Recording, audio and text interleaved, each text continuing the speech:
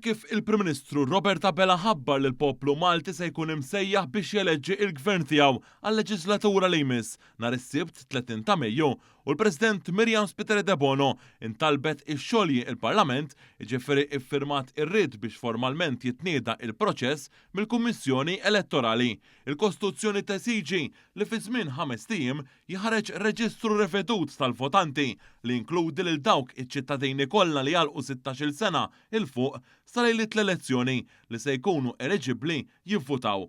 B'hekk din se tkun it-tieni elezzjoni ġenerali fl-istorja ta' pajjiżna fejn iż-żgħażagħ ta' 16 u 17-il sena se jkollhom id-dritt tal-vot bl-introduzzjoni tal-vot 16 mill-Gvern Laburista. Se tkun ukoll it-tieni waħda li teleġġi rappreżentanza parlamentari iżjed ugwali ta' sessi skont il-provvediment legali korrettiv wara l-elezzjoni ta' Marzu tal-2022 meta dakinhar ġew eletti 12 il-deputati nisa fl-ogħla istituzzjoni tal-pajjiż dan il-mekkaniżmu.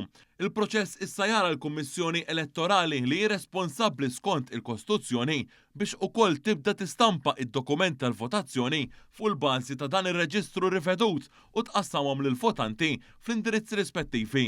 Il-Kummissjoni trid tieħu ħsieb ukoll l-organizzazzjoni u anke l-amministrar tal-proċess skont il-liġi sal-pubblikazzjoni ta' riżultat uffiċjali fit-tmiem. Is-sistema elettorali f'pajjiżna dik magħrufa bħala is-Single Transferable Vote ilha imħaddna fostna aktar minn 100 sena sa mill-1921 dan waqt li l-pajjiż jinqasam fi 13-il distrett u minn kull wieħed minnhom iridu jiġu eletti 5 deputati.